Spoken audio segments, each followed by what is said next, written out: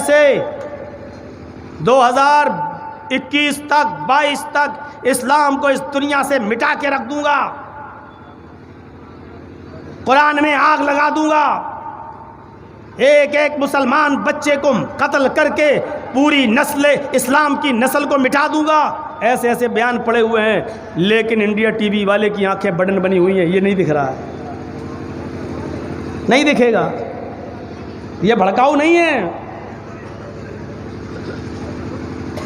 رامائن اٹھائیے، رامائن کہتی ہے، رام چندر جی کا فرمان سنیے، اگر تم نے کسی ایک منشیہ کو، مسلمان ہندو کی قید نہیں، اگر تم نے کسی ایک منشیہ کو، ایک انسان کو ناجائز بنا کسی غلطی کے ایک تھپڑ مار دیا تو تم منشیہ نہیں کہلاؤ گے، یعنی جانور ہو جاؤ گے، منشیہ یعنی مانوتا تمہارے دل سے نکل جائے گی۔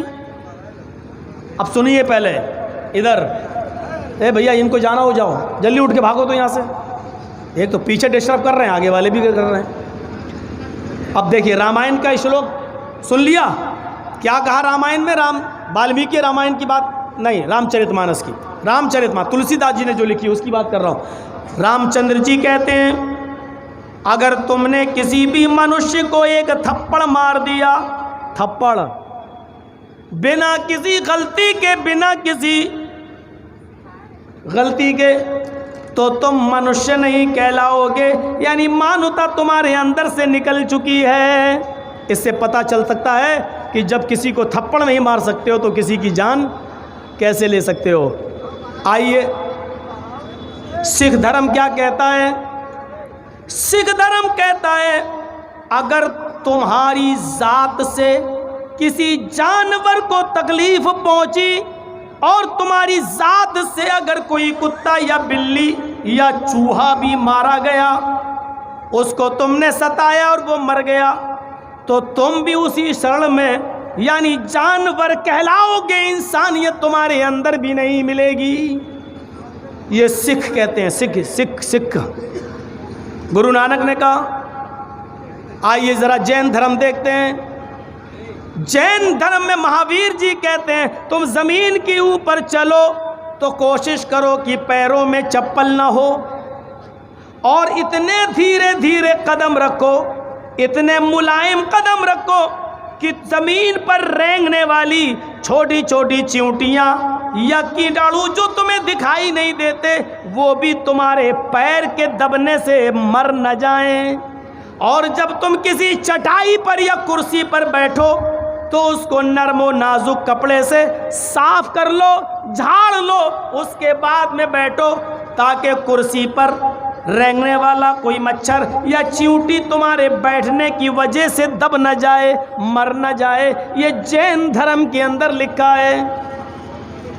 آؤ ذرا کرسچن مذہب دیکھتے ہیں، عیسائیت، بائبل کہتی ہے، عیسیٰ مسیح کہتے ہیں، جو تمہارے دائیں گال پہ تھپڑ مارے تم اس سے بدلہ نہ لو، بائیں گال اس کو پیش کر دو، اور جو تمہارے بائیں گال پر تھپڑ مارے تو بھی بدلہ نہ لو، اس کو تم دایاں گال پیش کر دو، لیکن کوشش کرو کہ اس کے اوپر تم ہاتھ نہ اٹھاؤ۔ یہ مانوتا ہے۔ آگے لکھا ہے، اگر کوئی مجبور آدمی ہے وہ تم سے کرتا چھین لے، تمہارا کرتا، تمہاری شرٹ، تمہارا پنجابی لے کر بھاگ جائے تو تم اس کے پیچھے پیچھے بھاگو اور اس کو پکڑ لو اور اس سے پوچھو کہ تم نے کرتا کیوں چھینا۔ اس کے پیچھے چھپی ہوئی مجبوری کو سنو، اگر وہ تمہیں مجبور نظر آئے، اگر وہ تمہیں غریب نظر آئے تو تم اس کو اپنا پیجامہ بھی اتار کر دے دو۔ حالانکہ یہ بہت حد تک مغلوب کرنے والی تعلیم، لیکن انسانیت میں دکھانا چاہتا ہوں آپ کو، یہ عیسیٰ مسیح کہہ رہے ہیں کہ دائیں گال پہ تھپڑ مارو تو بایاں گال پیش کر دو، بائیں گال پہ تھپڑ مارے تو کوئی دایاں گال، کرتا لے کے کوئی بھاگے تو اس کے پیچھے دوڑو، اس کو پکڑ لو اور اس سے پوچھو، اگر اس کے پیچھے تمہیں مجبوری نظر آئے تو اس کو اپنا پیجامہ بھی اتار کر دے دو، یعنی اس کی بھرپور مدد کرو۔ یہ عیسیٰ علیہ السلام نے، عیسیٰ مسیح نے کہا ہے، جو بائبل کے اندر موجود ہے۔ میں نے آپ کے سامنے ہندو دھرم کے رام چندر جی کی، سکھوں کے گرو نانک کی، جینیوں کے مہاویر جی کی، عیسائیوں کے جیسس کی، عیسیٰ مسیح کی، میں نے 4 مذہب کی مثالیں دی ہیں۔ آؤ ذرا قرآن سے سیکھو، قرآن کیا کہتا ہے؟ یا ایھا الناس انا خلقناکم من ذکر و انثی وجعلناکم شعوبا وقبائل لتعارفوا ان اکرمکم عند اللہ اتقاکم۔ ہے ساری دنیا کے لوگوں، ہم نے تم کو ایک ہی مرد سے، ایک ہی عورت سے پیدا کیا ہے، تم سب کا باپ ایک ہے، تم سب کی ماں ایک ہے، تم ایک ہی باپ کے بیٹے اور ایک ہی ماں کی سنتان ہو، تم سب آپس میں بھائی بھائی ہو، تمہارا باپ ایک ہے، تمہاری ماں ایک ہے۔ یہ قرآن کہتا ہے کہ تمہارا باپ ایک، تمہاری ماں ایک، تم بھائی بھائی ہو، اس لیے کہ کوئی بھائی کسی بھائی کو تکلیف نہیں دیتا، تم بھی کسی کو، ہمیں بھی کسی کو تکلیف نہیں دینا ہے۔ کون سا مذہب ہے جو ہمیں آپس میں لڑا رہا ہے؟ مجھے بتاؤ۔ میں نے ہندو دھرم کا نام لیا، میں نے سکھ کا نام لیا، میں نے جین دھرم کا نام لیا، میں نے عیسائیت کا نام لیا، میں نے اسلام کو پیش کیا۔ کون سا دھرم ہے جو ہمیں آپس میں لڑانے کی تعلیم؟ ایک دھرم کا نام پیش کرو، ایک دھرم کا۔ اب اتنی تعلیم پیش کرنے کے بعد اب میں کہتا ہوں، دلی کی سڑکوں پر جن لوگوں نے نعرہ تکبیر کہتے ہوئے، اللہ اکبر کہتے ہوئے اگر کسی کو گولی ماری، وہ اسلام کے دشمن ہیں، اور اگر کسی نے جے شری رام کہتے ہوئے کسی کو گولی ماری تو وہ ہندو دھرم کے دشمن ہیں، وہ رام کو کلنکت کر رہے ہیں۔ اللہ کا نام لے کر جس نے مارا وہ اسلام کو کلنکت کر رہا ہے، جس نے رام کا نام لے کر گولی چلائی وہ ہندو دھرم کو اور رام کو کلنکت کر رہا ہے۔ رام چندر جی تو یہ کہہ رہے ہیں، ایک تھپڑ بھی اگر تم نے بنا کسی غلطی کے مارا تو تم حیوان، انسان نہیں کہلاؤ گے، منشیہ نہیں کہلاؤ گے۔ مجھے بتاؤ پھر کہاں ہے جے شری رام کا نعرہ لگا کر مارنے والوں؟ تم نے رام چندر جی کو اوپر نہیں اٹھایا، ان کی عزت نہیں کی، تم نے تو ان کو کلنکت کر دیا، تم نے تو ان کو رسوا کر دیا۔ اے اللہ کا نام لے کر مارنے والوں، تم نے تو اپنے بھائی کو ہی مار ڈالا، تم نے تو اپنے بھائی کا ہی قتل کر ڈالا، تم نے تو اپنے بھائی کو مار ڈالا۔ اور آئے وہ لوگوں جو اس دھرتی کو ماں کا درجہ دیتے ہیں اور دھرتی کو دھرتی ماتا کہتے ہیں، میں ان سے پوچھنا چاہتا ہوں، تمہاری ماں نے اس خون کو کیسے برداشت کیا ہوگا کہ اسی کی چھاتی پر کھڑے ہو کر تم نے اسی کے بیٹے کو مار کر اس کا خون اپنی اس کی ماں کے چھاتی پر ڈال دیا ہے۔ یہ ماں جس کو تم ماں کہتے ہو، اس ماں نے اپنے لاڈلے کے خون کو اپنی گود میں کیسے برداشت کیا ہوگا؟ تم نے تو اس دھرتی ماتا کی لاج نہیں رکھی، تم نے تو اس کے کلیجے کے ٹھنڈک کو چھین لیا، تم نے تو اس سے اس کا کلیجہ چھین لیا۔ چاہے وہ ہندو ہو یا مسلمان، یہ دھرتی کسی ایک کی ماں نہیں، تمہارے عقیدے کے مطابق جو بھی اس دھرتی پر ہے وہ سب کی ماں ہے۔ ایک گھر میں 4 بھائیوں کی وچار دھارائیں الگ ہو سکتی ہیں، لیکن ایک ماں کے بیٹے کہلائیں گے۔ جب یہ دھرتی سب کی ماں ہے تو جس کا بھی خون اس دھرتی پر گرایا اور ٹپکایا گیا ہے، ظاہر ہے کہ وہ اس دھرتی ماں کا بیٹا ہے۔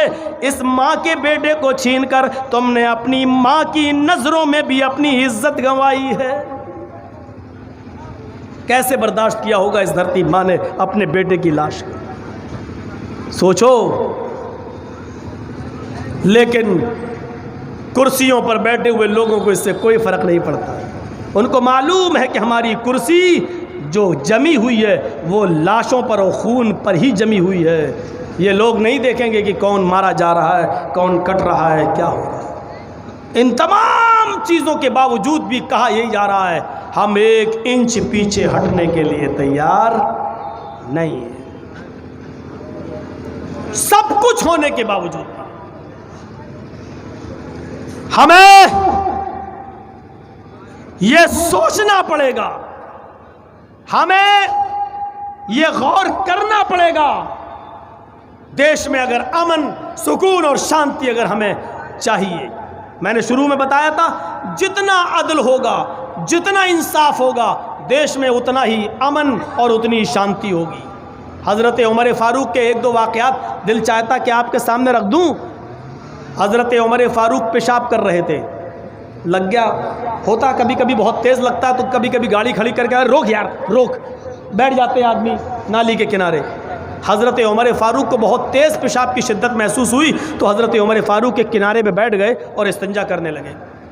ان کا غلام چلاتا ہوا آیا۔ اب سنیے، بڑا عجیب منظر میں آپ کے سامنے پیش کر رہا ہوں۔ ان کا غلام چلاتا ہوا چیختا ہوا آیا، امیر المومنین امیر المومنین۔ اس نے دیکھا نہیں کہ عمر یہ پیشاب کر رہے ہیں۔ امیر المومنین امیر المومنین امیر المومنین۔ اب حضرت عمر پیشاب کر رہا ہوں، ان کو غصہ آ رہا، کمینہ میں تو پیشاب کر رہا ہوں، چلا رہا امیر المومنین امیر المومنین امیر المومنین۔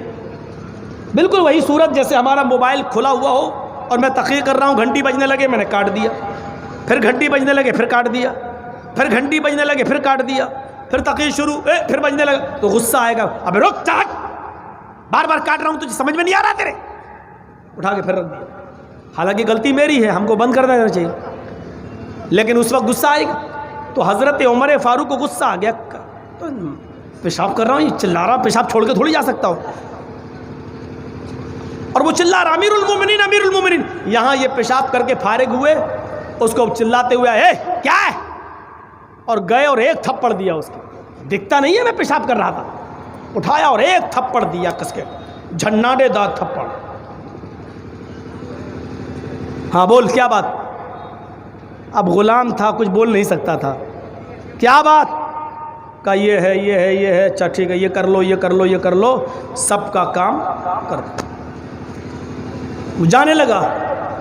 امیر المومنین نے کہا جلدی سے شام تک مجھے اس کام کی خبر دو، تم نے یہ کام کیا کہ نہیں کیا؟ اس نے کہا ٹھیک ہے میں شام کو بتاتا ہوں۔ ابھی آپ کہاں جا رہے ہیں؟ کہا میں گھر جا رہا ہوں، قیلولہ کروں گا۔ حضرت عمر نے کہا اب میں قیلولہ کروں گا، تھوڑا سا آرام کروں گا۔ اس خادم نے اس غلام کے جملوں پر غور کرو، امیر المومنین گھر جائیے، کھانا کھائیے، کھانا کھانے کے بعد جب آپ تھوڑی دیر کے لیے بستر پر لیٹیں، چادر جب آپ اپنے منہ پر تان لیں تو تھوڑی دیر کے لیے سنجیدگی سے اتنا غور کر لینا کہ یہ ایک تھپڑ جو آپ نے میرے گال پر مارا ہے، یہ آپ نے ناجائز تو نہیں مارا ہے؟ کیا آپ حق پہ ہیں؟ کیا آپ نے یہ تھپڑ مارا یہ آپ کے لیے صحیح تھا؟ تھوڑی دیر کے لیے آپ جب چادر اپنے منہ پہ ڈال لیں تو اتنا سوچ لینا کہ میں نے اپنے خادم اپنے غلام کو جو تھپڑ مارا یہ کوئی ناجائز تھپڑ تو نہیں تھا۔ حضرت عمر فاروق نے کہا میں پیشاب کر رہا تھا تم نے دیکھا نہیں؟ اس نے کہا امیر المومنین اتنا بڑا پاگل نہیں ہوں میں، اگر میں آپ کو پیشاب کرتے ہوئے دیکھ لیتا تو میں کیوں چلاتا، میں چیختا کیوں، میں کیوں کہتا؟ جب میں دیکھ رہا ہوں کہ آپ استنجا کر رہے ہیں تو میں کیوں بولتا؟ میں نے کبھی آپ کو اس جگہ پر پیشاب کرتے ہوئے دیکھا ہی نہیں، اس لیے یہاں میری نظر گئی ہی نہیں، مجھے نہیں معلوم تھا۔ حضرت عمر نے کہا واقعی نہیں معلوم تھا؟ کہا نہیں۔ حضرت عمر فاروق کی آنکھوں میں آنسو آ گئے، کہتے ہیں تب تو میں نے گھر جانے کی ضرورت نہیں ہے، چادر اوڑھ کر سوتے وقت سوچنے کی ضرورت نہیں ہے، تو نے دیکھا نہیں تھا میں نے تھپڑ مار دیا، اب میرا فیصلہ یہ ہے کہ یہ تھپڑ میں نے تجھے ناجائز مارا، یہ غلط مارا، اپنی غلطی کا احساس۔ حکومت چلانے کے لیے یہ ضروری ہے کہ غلطی ہم سے بھی ہو سکتی ہے کیونکہ ہم انسان ہیں، اگر یہ تصور ہمارے حکمرانوں کے دلوں میں آ جائے تو میرے بھائیو امن و امان اور شانتی بحال ہو جائے۔ حضرت عمر فاروق رضی اللہ تعالیٰ عنہ نے کہا آئے میرے خادم، جتنی زور سے میں نے تجھے تھپڑ مارا ہے ان تمام لوگوں کے سامنے میں نے تجھے ذلیل کیا ہے، تھپڑ مارا ہے، ان تمام لوگوں کے سامنے تو بھی مجھے تھپڑ مار۔ حضرت عمر فاروق نے جیسے کہا اس غلام کے الفاظ پر غور کرو، ان کے غلام نے کہا امیر المومنین آپ نے مان لیا کہ مجھ سے غلطی ہوئی، میں نے بھی آپ کو معاف کر دیا، جائیے غلطی کا احساس ہو گیا بس یہی کافی ہے، آپ نے مان لیا کہ مجھ سے غلطی ہوئی، تھپڑ جائز نہیں ہے، ناجائز مارا، میں نے آپ کو معاف کر دیا۔ حضرت عمر نے اس کا ہاتھ پکڑا، تم اس لیے معاف کر رہے ہو کیونکہ میں تمہارا مالک ہوں، تم میرے غلام ہو، غلام ہو کر اپنے مالک کو مارنا نہیں چاہتے ہو، تم قیامت کے دن مجھ سے بدلہ لے لو گے، اس لیے اسی دنیا میں بدلہ لے لو، میں جانے نہیں دوں گا۔ اس نے کہا میں تمام لوگوں کے سامنے اقرار کرتا ہوں امیر المومنین، میں نے آپ کو دل سے معاف کر دیا۔ حضرت عمر نے کہا لوگوں یہ اس لیے معاف کر رہا ہے کیونکہ میں امیر المومنین ہوں اور یہ تم لوگوں کے سامنے مجھے ذلیل نہیں کرنا چاہتا ہے، یہ قیامت کے دن مجھ سے بدلہ لے گا، میں اس کو جانے نہیں دوں گا، آئے میرے غلام تمہیں بدلہ اسی دنیا میں لینا ہوگا۔ اس نے کہا امیر المومنین اب میں جو کام کرنے جا رہا ہوں اس کام کے بعد تمہیں بھی اختیار نہیں ہوگا۔ حضرت عمر نے کہا کیا کام کرنے جا رہے ہو؟ اس نے کہا قسم ہے مجھے اپنے رب کے عزت و جلال کی، میں اللہ کی قسم کھا کے کہتا ہوں میں قیامت کے دن آپ سے بدلہ نہیں لوں گا، میں دل کی گہرائیوں سے آپ کو معاف کر رہا ہوں۔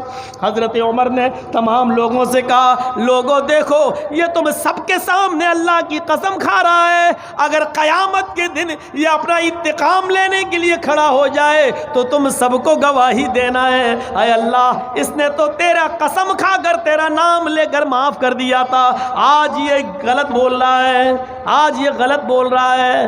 تمام لوگوں کو گواہ بنایا، اس غلام نے تھپڑ نہیں مارا اور یہ کہا کہ میں نے اللہ کی قسم آپ کو دل کی گہرائیوں سے معاف کر دیا، اپنے آپ کو اس کی عدالت میں پیش کر دیا اور کہا کہ تم بھی بدلہ لو۔ جب ایسا حاکم تھا، حکمراں تھا، خلیفہ تھا، امام تھا اور امیر تھا تو میرے بھائیوں اس بستی میں امن تھا، چین تھا، سکون تھا، اطمینان تھا، آرام کی اور چین کی نیند لوگ سو رہے تھے۔ میرے بھائیوں آج تو صورتحال یہ ہے کہ اگر ہماری بچی دلی یا علی گڑھ پڑھتی ہے تو ایک باپ اس کو وہاں تک چھوڑنے جاتا ہے اور جب تک وہ پڑھ نہ جائے، پوری ڈگری نہ لے لے، اپنے گھر پہ باپ ڈرتا ہے کہ میری بیٹی کی عزت و آبرو پر کوئی حملہ نہ کرے۔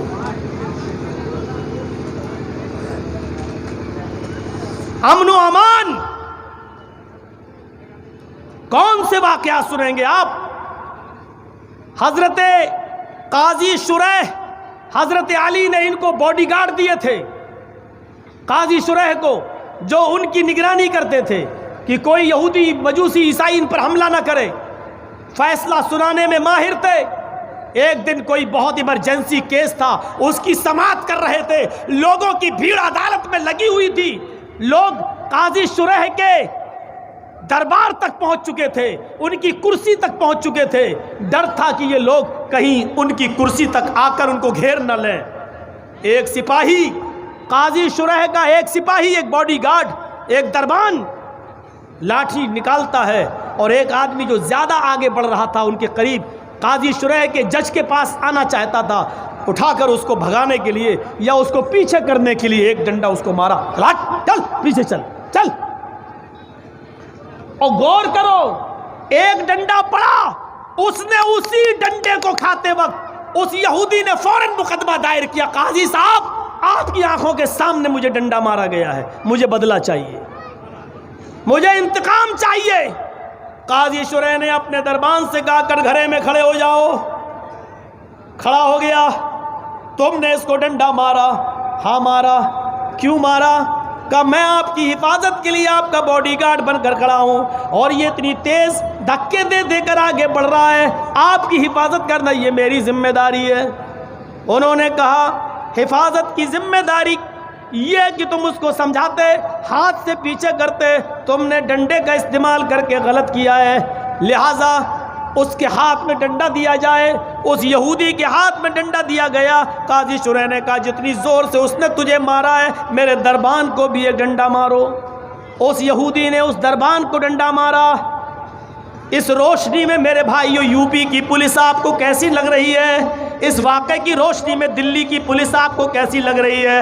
جے این یو میں یا جامعہ ملیہ میں لائبریریوں میں گھس کر टॉयलेट में छिपी हुई लड़कियों को भी बाल पकड़ कर निकालने वाली और उनको मारने वाली जेंट्स पुलिस इस वाकये की रोशनी में आपको कैसी लग रही है? मेरे भाइयों, इस बात को सोचिए और समझिए और गौर करने की ज़रूरत है। काजी शुरैह ने अपने बॉडीगार्ड, अपने सिपाही को भी यहूदी के हाथ से डंडा पड़वाया कि तुमने क्यों मारा है, लाठी कैसे चलाई है।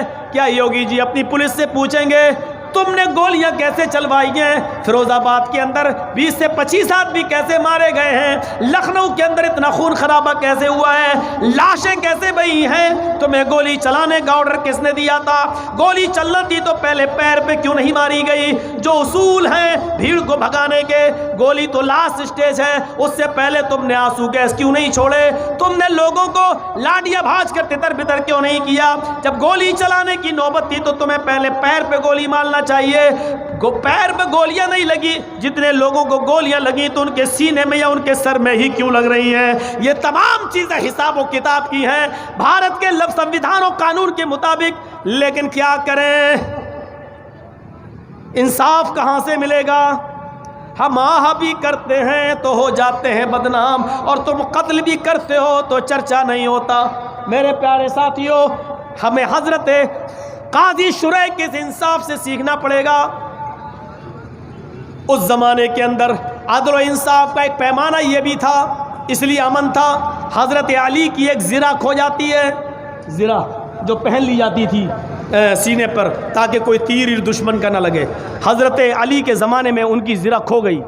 6 महीने के बाद वो ज़िरा एक यहूदी के हाथ में हजरत अली को दिखी। हजरत अली ने कहा, ये यहूदी, ये ज़िरा तेरे पास कहाँ से आई? उसने कहा, ये तो मेरी है। हजरत अली ने कहा, ये मेरी है। उसने कहा, अली, मेरे पास देखकर आप अपनी कह रहे हैं, आप झूठ बोल रहे हैं। हजरत अली ने कहा, मैं झूठ बोल रहा हूँ?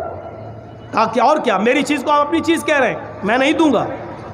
आपको लेना है तो जाइए कोर्ट से, अदालत से ले लीजिए। कोर्ट, वो भी किसको? अमीरुल मोमिनीन को। क्या कह रहा है? कूफा के मालिक है हजरत अली, क्या कहा जा रहा? कोर्ट से ले लो। हजरत अली ने अपनी कोर्ट में, अपनी अदालत में मुकदमा दायर किया। कौन? जज काजी शुरैह। किसने बनाया? हजरत अली ने। जज किसने बनाया? अली ने। जज कौन? काजी शुरैह। फैसला किसके हक में हो रहा है? देखिए, यहूदी खड़ा है, अली खड़े हैं। यहूदी हजरत अली से पूछा, तुमने मुकदमा दायर किया, बताओ प्रॉब्लम? कहा, ये ज़िरा मेरी है। यहूदी से पूछा काजी साहब ने, क्या मामला? उसने कहा, ये ज़िरा मेरी है। काजी साहब ने कहा, काजी शुरैह ने, तुम्हारी ज़िरा है? हाँ। क्या सबूत है तुम्हारे पास? यहूदी की दलील देखो। यहूदी कहता, काजी साहब, मेरी दलील ये है कि ये मेरे पास है। हजरत अली अगर ये कह रहे हैं वो मेरी है तो दलील उनको देना चाहिए, उनको साबित करना चाहिए, मुझे नहीं। मेरी ज़िरा है इसलिए कि ये मेरे पास है, मैं इसका मालिक हूं। काजी साहब ने कहा, तुम्हारी बात ठीक है, तुम सही कह रहे हो। अरे अली, आप बताओ, ये ज़िरा अगर तुम्हारी है तो तुम्हारे पास क्या दलील है, गवाह क्या है? हजरत अली ने कहा, मेरे पास गवाह है। अरे हसन आओ। हसन ने गवाही दी। कहा, अरे काजी साहब, ये ज़िरा मेरे बाप की है, मैं गवाही दे रहा हूं, मैं मोहम्मद